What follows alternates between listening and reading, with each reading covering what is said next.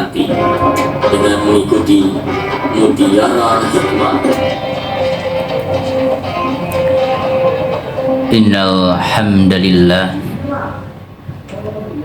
nahmaduhu wa nasta'inuhu wa nastaghfiruh wa na'udzu billahi min syururi anfusina wa sayyiati a'malina. May yahdihillahu fala mudhillalah wa may yudlil fala hadiyalah. Asyhadu an la ilaha illallah wa asyhadu anna Muhammadan abduhu wa rasuluh alladzi la nabiyya ba'da. Allahumma salli wa sallim ala nabiyyina Muhammadin wa ala alihi wa ashabihi wa man tabi'ahum bi ihsanin ila yaumiddin. Wa qala Allahu ta'ala fil Qur'anil Karim, a'udzu billahi minasy syaithanir rajim. Ya ayyuhalladzina amanu taqullaha haqqa tuqatih wa la tamutunna illa wa antum muslimun. Alhamdulillah, segala puja dan puji hanyalah milik Allah Subhanahu wa ta'ala yang senantiasa mengalirkan nikmat dalam kehidupan kita yang tiada terhitung dan tiada terbilang. Sholawat serta salam mudah-mudahan senantiasa tercurah limpahkan kepada teladan kita, inspirator kehidupan kita, yaitu Nabi Muhammad sallallahu alaihi wasallam. Rekan dakta yang dirahmati oleh Allah Subhanahu wa ta'ala, kembali dalam acara program Mutiara Hikmah, insya Allah dalam 1 jam ke depan. Masih di Dakta Radio, bijak berinformasi, cerdas berinteraksi. Satu suara berjuta telinga. Dengan saya Misbahuddin, anggota pimpinan daerah Persatuan Islam Persis Kota Bekasi. Rekan dakta yang dirahmati oleh Allah Subhanahu wa ta'ala, dalam kehidupan ini terkadang kita bertemu dengan orang-orang yang mungkin memberikan sebuah pelajaran bagi kita, pelajaran yang menekankan kembali arti sebuah keikhlasan, kepasrahan kepada Allah Subhanahu wa ta'ala. Ataupun kita dihadapkan dengan sebuah peristiwa yang mungkin menyesakkan dada kita. Maka pada hakikatnya dunia ini adalah bukan tempat ideal untuk mendapatkan sebuah kebahagiaan yang sempurna dan paripurna. Oleh karena itulah dunia menjadi sebuah ajang pertarungan diri kita, ajang untuk melatih jiwa kita agar senantiasa ada dalam sebuah frekuensi keikhlasan dan kesabaran.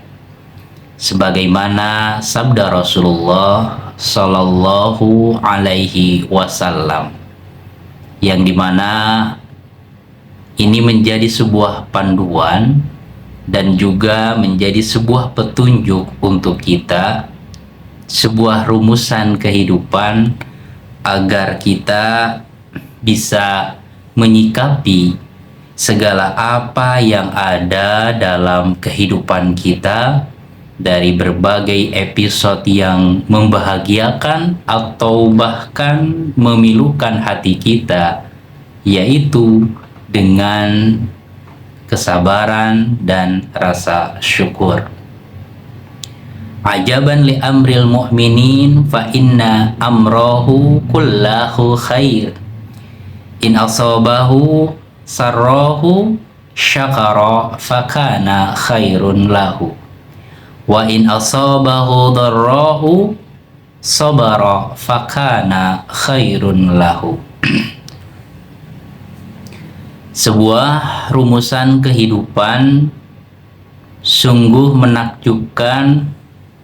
Perkara orang yang beriman itu, karena dalam dimensi kehidupan apapun, trek mereka, jalan kehidupan mereka ada dalam garis ketaatan kepada Allah, dalam niat ibadah kepada Allah Subhanahu wa Ta'ala.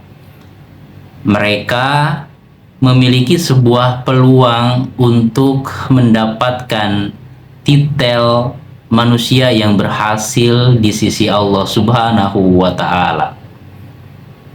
Ketika diberikan sebuah ujian yang membahagiakan dan melapangkan, dia tidak lupa diri. Dia tetap waras diri dan mawas diri bahwa segala nikmat yang ada itu merupakan anugerah dari Allah Subhanahu wa Ta'ala. Terkadang manusia banyak yang lupa bahwa keberhasilan dalam dunia, keberhasilan dalam bisnis, keberhasilan dalam meniti jalan karir ataupun yang lainnya, biasanya mereka mengembalikannya kepada, ya, saya adalah orang yang cerdas, saya adalah orang yang bekerja keras, semua yang saya dapatkan adalah hasil dari kerja keras saya. Dan ungkapan-ungkapan yang lainnya yang pada hakikatnya itu mirip sekali dengan jawaban Qarun ketika dia mengatakan, mengeluarkan sebuah statement bahwa keberhasilannya dalam dunia perniagaan, keberhasilannya dalam menaklukkan dunia itu, bahkan diceritakan kuncinya itu sampai dipikul oleh beberapa orang pemuda yang perkasa. Ini adalah hasil jerih payahku. Dan orang yang beriman kepada Allah Subhanahu wa Ta'ala, ketika Allah memberikan ujian yang sebaliknya, bukan ujian yang manis, tapi ujian yang terasa pahit oleh hati, mereka berusaha ada dalam ucapan dan tindakan yang tetap Allah ridhoi, karena orientasi kehidupannya adalah untuk mencari keridhaan Allah Subhanahu wa Ta'ala, bukan untuk mencari pemuas hawa nafsunya.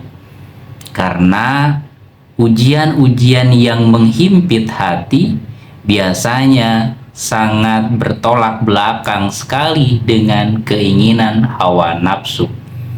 Maka di sini orang beriman senantiasa belajar agar bisa bersabar dengan ujian-ujian yang diberikan, agar ujian kepahitan hidup, sesuatu yang menyesakkan dada itu, dia lalui dengan sebuah keberhasilan dan kemuliaan di sisi Allah Subhanahu wa Ta'ala, yaitu dengan sebuah kesabaran. Maka pondasi dari itu semua, rasa syukur dan rasa sabar, itu memiliki sebuah pondasi, yaitu keikhlasan. Keikhlasan yang menjadi pondasi kuat, menjadi sebuah yang memberikan stamina keimanan yang luar biasa, yang tidak terpengaruh dengan hiruk pikuk dunia, yang tidak terpengaruh dengan drama-drama kehidupan. Keikhlasan yang menjadi jembatan yang kokoh untuk mendapatkan keridhaan Allah Subhanahu wa Ta'ala. Maka ada sebuah peristiwa yang begitu menarik untuk direnungkan tentang hakikat keikhlasan ini, yang sangat mudah sekali kita ucapkan, ikhlas.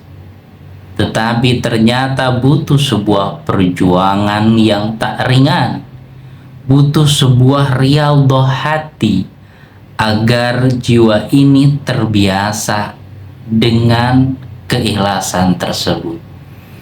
Manusia yang sibuk dengan sesuatu yang di luar dirinya, lebih berfokus kepada citra atau image di hadapan orang, biasanya manusia tersebut lupa untuk menata hatinya, lupa untuk melihat kompas jalan kehidupannya, karena dia terjebak dengan sebuah euforia manusia, tepuk tangan manusia, atau bahkan kritikan-kritikan manusia.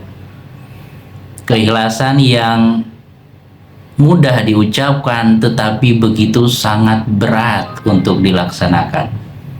Di zaman Rasulullah Shallallahu Alaihi Wasallam, ada seorang sahabat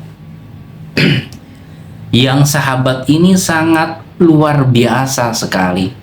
Dalam sebuah pertempuran yang dahsyat, ada seorang sahabat yang dia itu berjuang dengan luar biasa, menangkis serangan, menyerang dan lain sebagainya, dari pertempuran yang sangat menguras tenaga dan pikiran.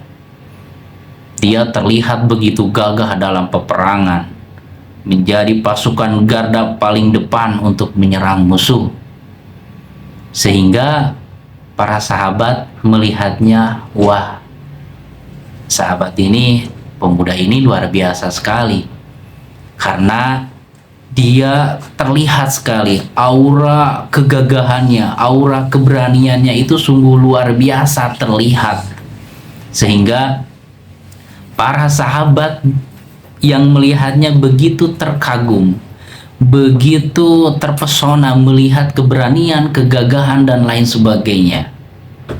Maka para sahabat pun berkata, sungguh hari ini dalam pertempuran ini tidak ada yang lebih keren, tidak ada yang lebih gagah, tidak ada yang lebih berani daripada pemuda itu. Semua mata terbius dan terhipnotis dengan kegagahan, dengan keberaniannya. Maka berita tersebut tentang pemuda yang luar biasa yang membuat kagum para sahabat Rasulullah, cerita itu pun sampai ke telinga Nabi Muhammad Sallallahu Alaihi Wasallam.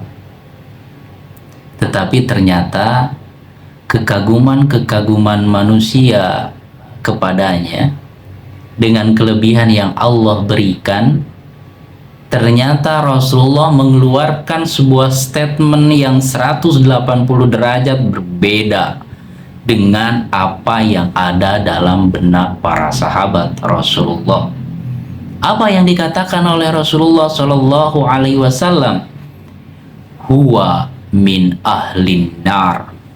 Dia termasuk penghuni neraka.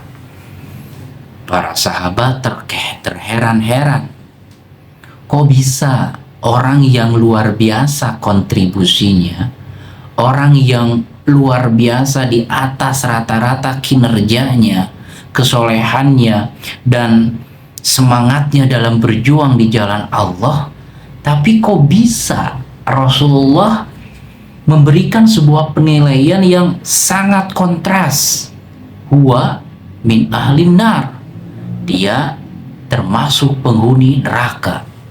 Maka para sahabat yang mendengarkan apa yang disabdakan oleh Rasulullah terheran-heran, kok bisa sahabat yang luar biasa, pemuda yang berjuang di jalan Allah, kok termasuk ahli neraka, padahal kontribusinya luar biasa di garda paling depan.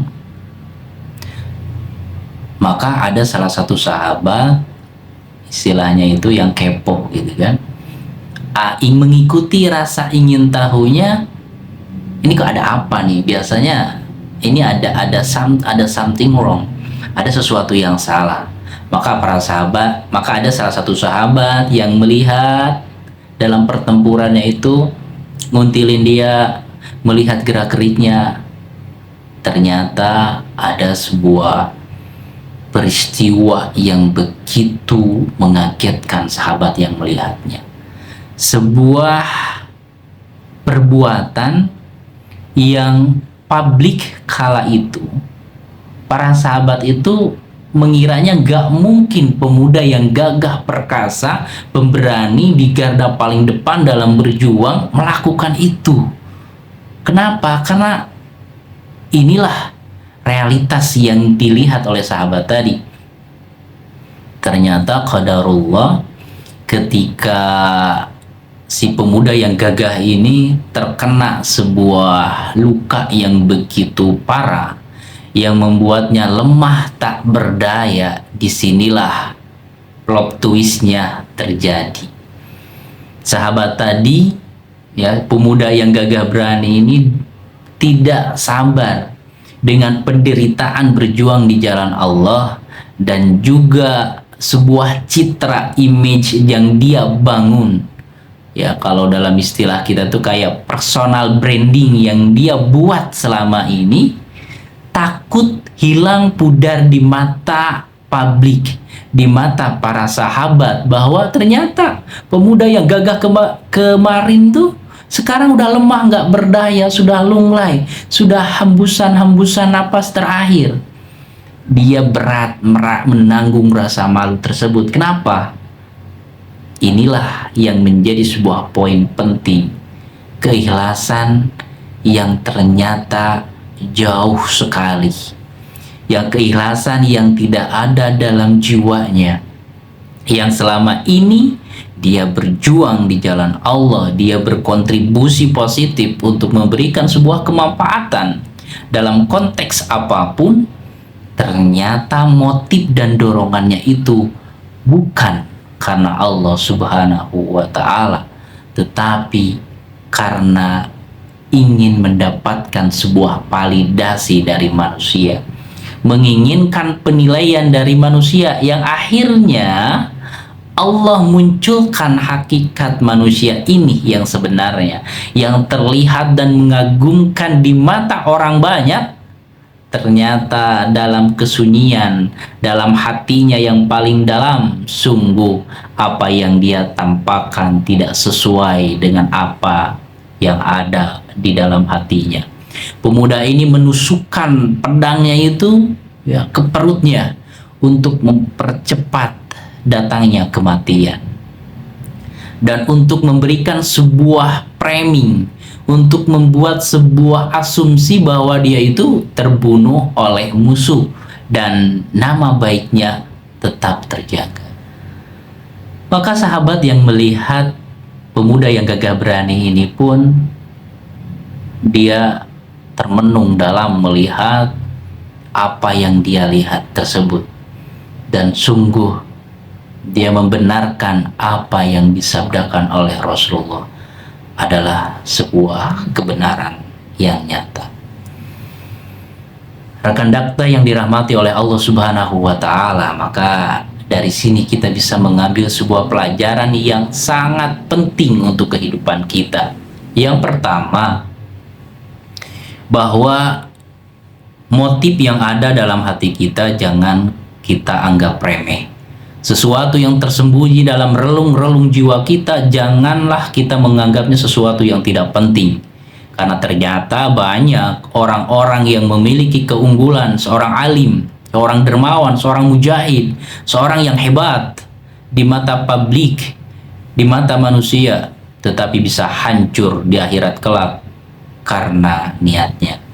Maka hadis tentang innamal a'malu binniyat, sesungguhnya amalan-amalan itu tergantung niat, itu adalah hadis tentang pondasi setengah dari agama kita. Maka hati perlulah kita untuk menengoknya. Maka rasa-rasa yang ada di dalam hati, merasa diri unggul karena karyanya, merasa lebih baik daripada orang lain karena kesolehannya, karena ibadahnya, karena ilmunya. Ada sebuah rasa menyepelekan orang lain yang pengetahuannya, yang wawasannya, yang jabatannya, yang hartanya di bawah kita, itu menjadi sebuah pertanda bahwa hati kita perlu untuk ditarik kembali kepada track yang benar, ditarik kembali untuk ada dalam frekuensi yang benar, yaitu adalah keikhlasan, melakukan segala sesuatu karena mencari keridhaan Allah Subhanahu wa Ta'ala. Maka soal menata hati ini adalah bukan sebuah persoalan yang final, bukan sebuah perkara yang targetnya bisa selesai. Selama kita hidup di alam dunia ini, kita akan senantiasa ada dalam kancah pertarungan dalam diri kita, antara kita mencari keridhaan Allah atau mencari keridhaan manusia ataupun sesuatu selain Allah yang sangat digandrungi dan sangat diinginkan oleh hawa nafsu kita. Nah, maka apapun yang kita capai dari target-target kehidupan, kelebihan atau keunggulan apapun yang Allah berikan, maka untuk menjaga agar hati kita tetap stabil adalah dengan menyandarkannya semuanya kepada Allah Subhanahu wa Ta'ala. Mendapatkan jabatan itu adalah sebuah amanah yang Allah berikan. Diberikan ilmu pada hakikatnya adalah dengan izin Allah Subhanahu wa Ta'ala. Begitu banyak orang yang berpengetahuan luas, tetapi ada sebuah kejadian sehingga membuat dia tidak berdaya. Allah sangatlah bisa menghilangkan dalam 1 detik ataupun bahkan waktu yang lebih cepat dari itu, menghilangkan apa yang kita miliki, baik dari dunia ataupun keunggulan-keunggulan kita.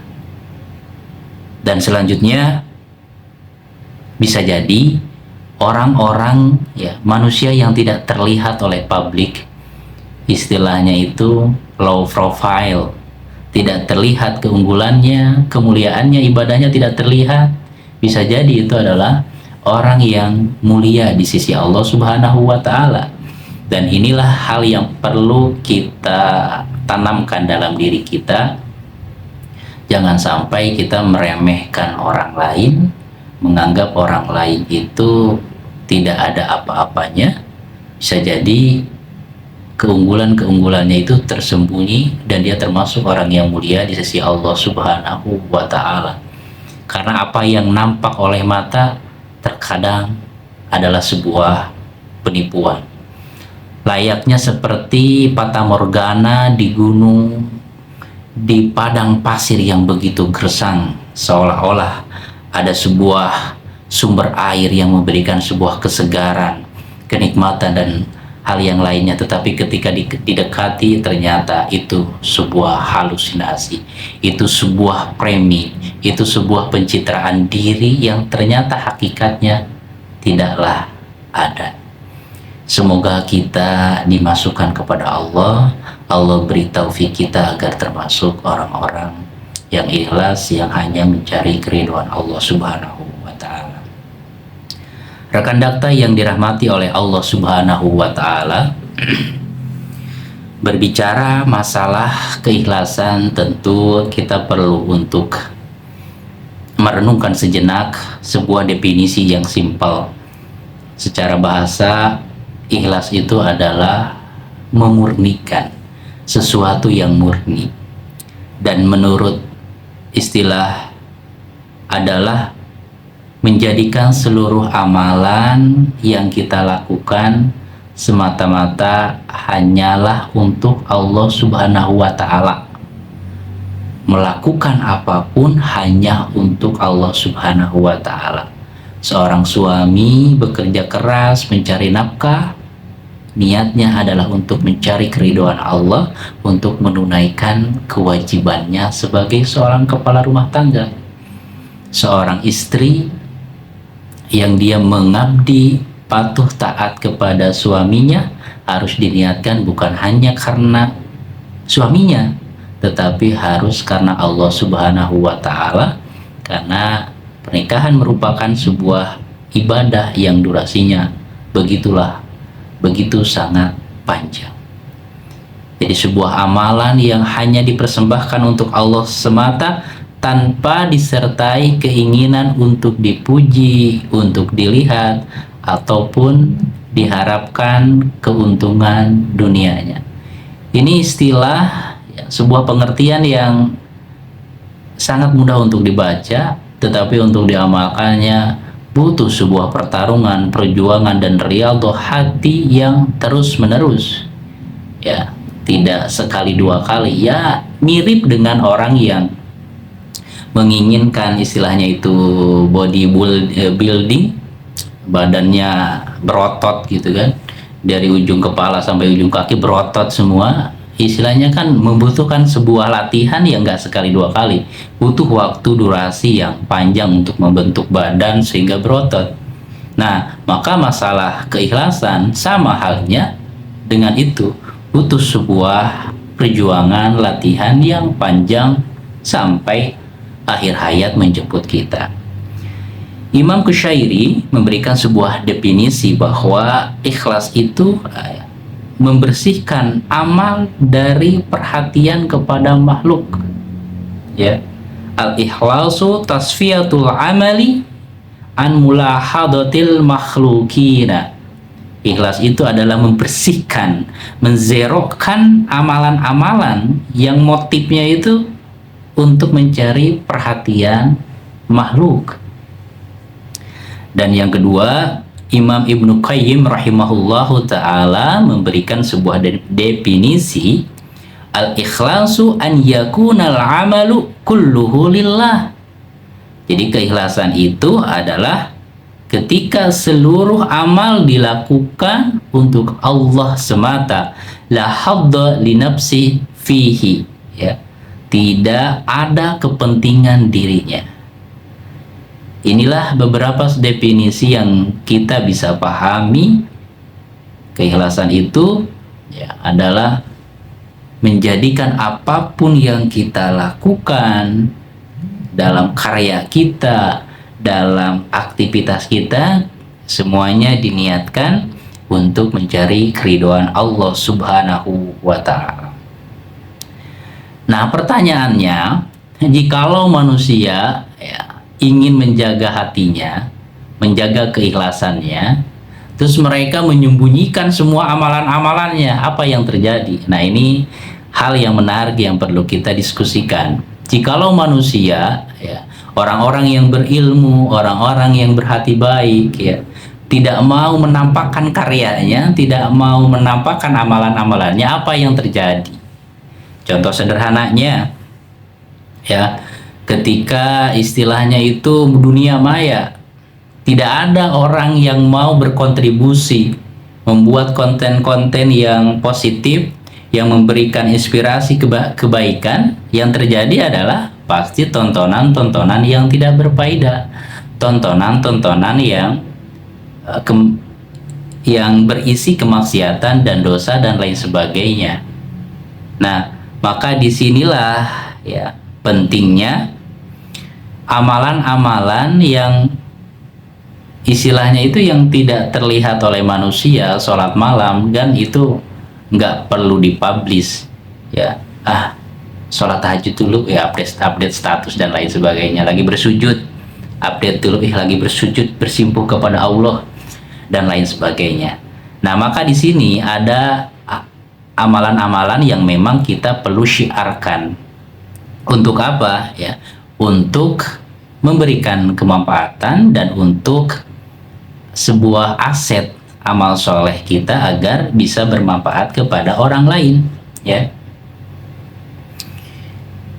Ketika kita contohnya mendapatkan sebuah menginginkan sebuah pencerahan, terkadang kita mendapatkan pencerahan itu dari orang lain ya, dari nasihat, dari tausiah orang lain ya.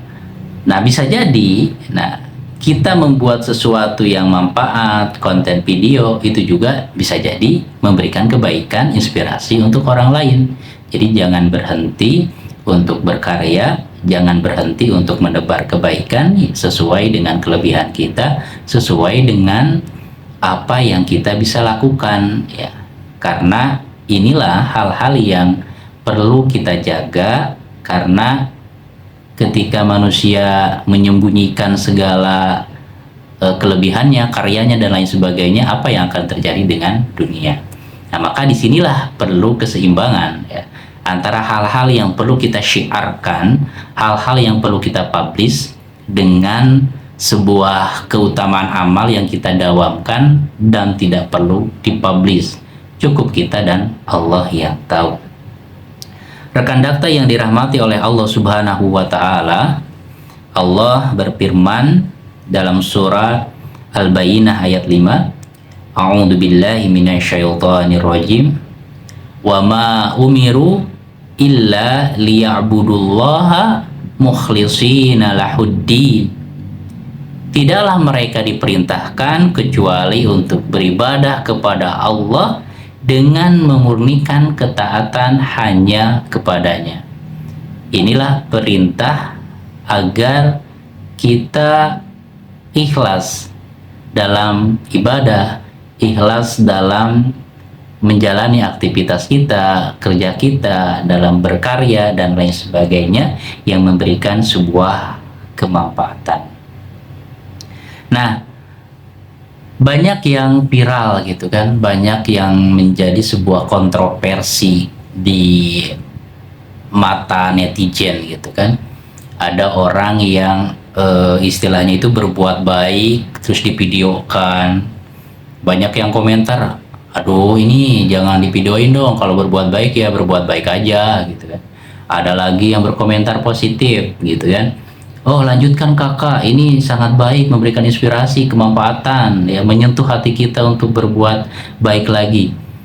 Nah, intinya adalah tetaplah berbuat baik dan tetaplah meluruskan niat ya. Karena kalau patokannya penilaian manusia ya nggak akan ada beres-beresnya ya. Karena penilaian manusia ya sekarang A, besok bisa B, atau menurut si A baik, menurut si B tidak baik. Maka disinilah kuncinya. Dan kita juga tidak bisa untuk menjustifikasi, ini nih nggak ikhlas nih orang nih, wah ini orang berbuat baik nih ada mulusnya dan lain sebagainya. Itu di luar ranah kita, itu di luar istilahnya itu kemampuan kita untuk menilai. Kita hanya bisa menilai itu ya sesuatu yang nampak secara dohirnya saja. Nah, maka lalu apa sih tanda-tanda orang yang ikhlas yang bisa menjadi sebuah barometer untuk kita agar kita tuh ketika kita hilaf, oh ini hati udah melenceng nih gitu kan. Apa sih ya, indikator-indikatornya atau tanda-tanda orang yang ikhlas ini agar menjadi sebuah panduan dalam kehidupan kita. Yang pertama adalah bahwa tanda-tanda orang yang ikhlas itu adalah istiqomah dan tidak peduli dengan pujian dan celaan orang. Berarti ketika kita masih terpengaruh dengan sikap manusia kepada kita, berarti hati kita belum lempeng, hati kita belum lurus. Ketika kita nge-share sesuatu yang baik, sesuatu hal yang bermanfaat, terus kita nggak dapet like gitu kan, aduh, hati itu merasa sedih gitu, kok nggak ada yang ngasih respon, kok viewernya dikit gitu kan, kok subscribernya nggak nambah-nambah gitu. Ketika itu mempengaruhi semangat kita, nah ini menjadi sebuah pertanda, berarti hati kita belum lempeng, hati kita belum lurus ya. Ataupun ketika kita ya dalam keseharian kita mengucapkan salam ya, kita senyum, terus kok yang kita salamin tuh nggak senyum balik gitu kan, lempeng. Nah ketika hati kita terpengaruh dengan itu semua, berarti kita menyebarkan salam, kita memberikan senyuman kepada orang lain, berarti itu motifnya bukan karena Allah. Karena ketika karena Allah, apapun yang dilakukan oleh orang lain ya sudah, dia melepaskan begitu saja. Itu hal yang menjadi poin penting. Dan biasanya naluri kita itu kan berbuat baik ya kepada orang yang berbuat baik kepada kita. Atau dalam sebuah guyonan ketika ada orang yang berbuat jahat kepada kita, ada orang yang berbuat zalim kepada kita ya, melempar batu kepada kita, kita lempar dia dengan bunga. Kedua kalinya dia masih melempari kita dengan batu, maka lemparlah dia dengan bunga lagi. Masya Allah, gimana ini? Ya, sebuah konsep orang yang baik. Nah, jikalau dia terus-terusan sampai ketiga kalinya dia ngelempar kita dengan batu, kita tetap harus melemparnya dengan bunga. Cuma untuk yang ketiga kalinya, lemparlah dia dengan bunga dan pastikan pot-potnya ikut terlempar. Nah, rekan data yang dirahmati oleh Allah Subhanahu wa Ta'ala, maka keikhlasan kita ya bisa diukur dengan istiqomahkah kita dalam sebuah kebaikan, dalam sebuah habit atau kebiasaan yang kita bangun dalam keseharian kita. Ya, hal-hal yang sederhana, memasukkan rasa bahagia ke dada saudara kita, memberikan senyuman dan lain sebagainya ya. Maka ketika tidak ada sebuah balasan yang setimpal ya, maka ini menjadi sebuah pertanda, berarti harus terus hati kita dibersihkan, diluruskan niatnya. Oh iya, ini kan karena Allah, ini adalah perintah Rasulullah, menebarkan salam, senyuman dan lain sebagainya dari kebaikan-kebaikan, ini niatnya karena Allah. Apapun respon manusia ya sudah, selesai begitu saja, dilepaskan, karena bukan itu yang menjadi orientasi ya, dari kebiasaan kita, dari amalan-amalan kita. Ada sebuah ungkapan yang menarik yang ini akan menjadi sebuah solusi ya bagi manusia yang ada sebuah pertarungan batin ya, pertarungan dalam jiwanya itu antara konsistensi dalam sebuah amal, konsistensi dalam sebuah kebaikan, dalam sebuah karya, berhenti karena aduh ini niatnya udah nggak bener nih, niatnya udah kayak pengen dipuji, ya niatnya ini pengen dapat dunia dan lain sebagainya, berhenti atau terus lanjutkan. Nah, kadang kita terjebak dengan sebuah dinamika kehidupan, dengan sebuah bisikan-bisikan setan ya ke dalam diri kita yang sangat halus yang membuat hati kita melenceng. Fudail bin Iyad mengatakan, tarkul amali li ajlin nasi riyaun wal amalu li ajlin nasi syirkun wal ikhlas an yuwafiyakallahu minhuma. Nah, ini dalam banget ungkapannya ini dan memberikan sebuah solusi. Jadi bukan hanya sebuah renungan reflektif, tetapi beliau memberikan sebuah solusi. Bagaimana ketika kita terjebak dalam sebuah jebakan setan, bisikan-bisikan halus iblis. Tarkul amali li ajlin nas riyaun, meninggalkan amalan-amalan ya, karena manusia itu adalah riya ya. Contoh, orang yang membiasakan adzan awal gitu kan, sebelum subuh, azan subuh berkumandang kan, untuk hari pertama biasa aja, alhamdulillah bisa azan awal, bisa mengingatkan manusia untuk bangun. Tapi pasti bisikan-bisikan setan itu halus sekali dalam masuk ke dalam relung-relung hati umat manusia. Beberapa bulan atau beberapa minggu dia akan merasakan diri, wah ini aku paling soleh nih, paling suci nih gitu kan. Yang lain masih asik dengan tidurnya, dengan istilahnya itu bunga-bunga mimpinya, dalam pelukan istrinya, pelukan suaminya.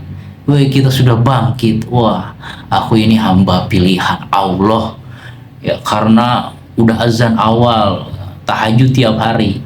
Nah, itulah bisikan-bisikan yang halus. Nah, ketika terjebak, aduh ini kalau adzan awal terus, ini semakin sombong nih. Nah, ketika dia berhenti, nggak mau azan awal, udah sholat tahajud, istilahnya di rumah aja gitu kan. Udah disembunyiin amal-amalannya gitu kan, biar nggak riya. Disinilah ketika dia berhenti karena takut riya, pada hakikatnya setan sudah menang lagi. Kenapa menang? Karena sudah menghentikan kebiasaan, kebaikan, habit yang kita bangun beberapa hari, beberapa minggu, beberapa bulan. Nah, itulah bisikan-bisikan halus. Dan dalam konteks yang lain, rekan dakta bisa menariknya kepada konteks kehidupan masing-masing. Sebuah amal-amalan yang kita rutinkan, lama-kelamaan, kok niatnya kok agak ngegeser ya? Kok agak-agak melenceng ya? Nah, maka apa solusinya? Kita simak perkataan Fudail bin Iyad selanjutnya. Wal amalu li ajlin nasi syirkun ya. Dan amal-amalan karena manusia itu adalah sebuah kesyirikan. Nah, maka ketika seseorang melakukan sebuah amalan, sebuah karya dan lain sebagainya dari amalan-amalan kebaikan, dia melakukannya karena manusia. Nah, itu adalah sebuah kesyirikan. Hakikatnya itu merupakan sebuah kegagalan juga. Nah, terus solusinya gimana? Nah, ini ada di poin yang ketiga.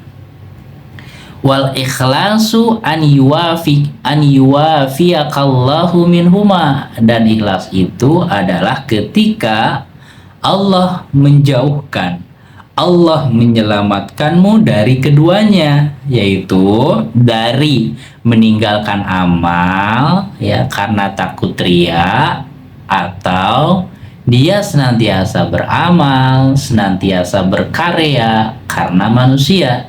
Nah, itulah hakikatnya ikhlas. Berarti ya, konsistensi atau istiqamah itu adalah sebuah solusi, sebuah jalan keselamatan, jalan keberhasilan dari ketaatan kita kepada Allah Subhanahu wa Ta'ala, dan juga senantiasa mengawasi motif-motif yang ada dalam hati kita gitu.